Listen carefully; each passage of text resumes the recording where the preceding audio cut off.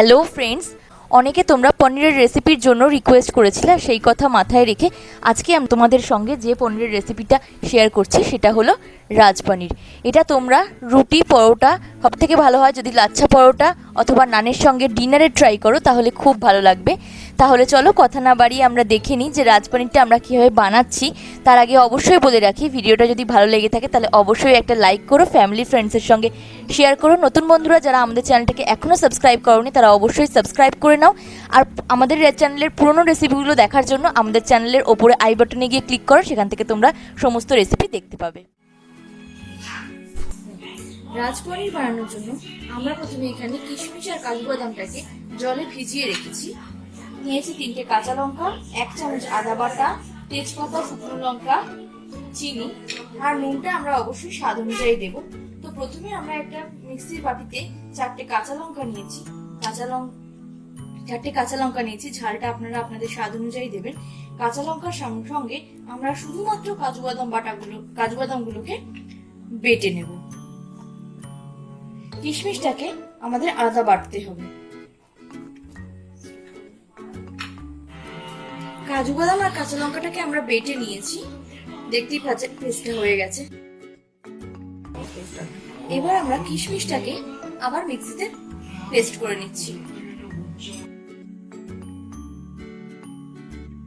আর এই দেখতে পাচ্ছেন আমাদের কিশমিশের পেস্ট একদম রেডি হয়ে গেছে।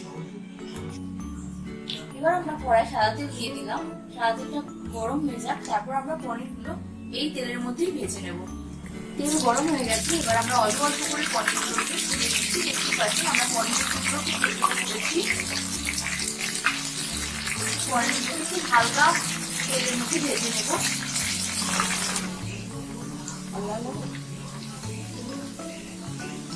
আমরা পনিরগুলোকে হালকাভাবে ফ্রাই করেছি। এবার আর একটা বাটিতে গরম জলে নুন নিয়ে নিয়েছিলাম, সেই বাটিটার মধ্যে আমরা সেই বাটির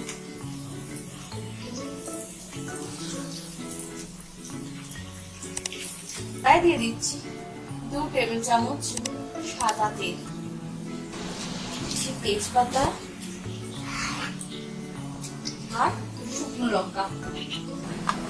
আমরা ইউজ করলাম 1 চামচ মতো ঘি। এবার দিচ্ছি 1 চামচ আদা বাটা। আর এবার দিচ্ছি আগে থেকে বেটে রাখা কাজু বাদাম আর লঙ্কা পেস্টটা।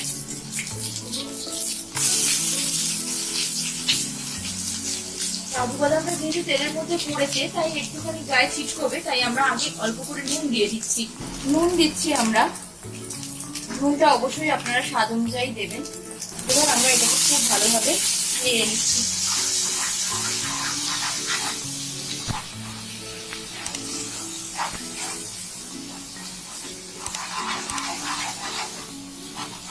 খানিকক্ষণ আমরা নাড়লাম। এবার নাড়ার পরে এটাকে 1 মিনিটের জন্য আমরা লো ফ্লেমে করে গ্যাসটাকে চাপা দিয়ে দেবো। কড়াটাকে 1 মিনিটের জন্য।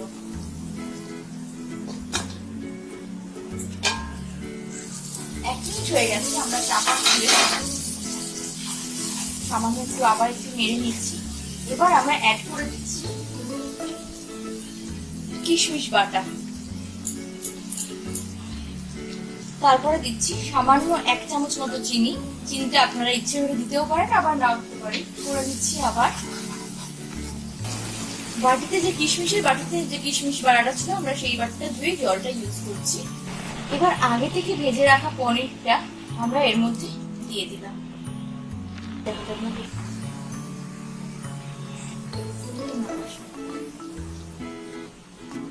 এবার এটাকে আমরা 3 মিনিট মতো ফুটতে দেবো। 3 মিনিটের জন্য আমরা এটাকে আগে চাপা দিয়ে দিলাম। এবার দেখতে পাচ্ছি যে আমাদের রাজপনির প্রায় রেডি হয়ে গেছে। এবার আমরা এর উপর দিয়ে ছড়িয়ে দেব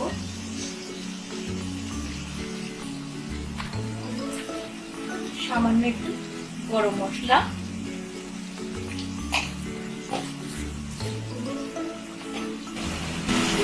দেখতেই পাচ্ছেন আমাদের রাজপনির পরিবেশনের জন্য একদম রেডি হয়ে গেছে। আপনারাও গরম গরম এটা বানিয়ে ফেলুন। আর পরোটা, লাচ্ছা পরোটা, আলুর পরোটার সঙ্গে অবশ্যই ট্রাই করুন। আর করে আমাদেরকে কমেন্ট বক্সে কমেন্ট করে জানাতে একদম ভুলবেন না যে আজকে আমাদের রেসিপিটা আপনাদের কেমন লাগলো। নতুন বন্ধুরা যারা আমাদের চ্যানেলকে এখনো সাবস্ক্রাইব করেন তারা অবশ্যই আমাদের চ্যানেলকে লাইক করুন, শেয়ার করুন আর সাবস্ক্রাইব করুন। আর এখন থেকে ইনস্টাগ্রাম আর ফেসবুকের পেজেও তোমরা আমাদেরকে ফলো করতে পারো, সেখান থেকে তোমরা নতুন রান্নার আপডেট পেয়ে যাবে। তাহলে আজকের মতো এই পর্যন্ত, টাটা, বাই বাই।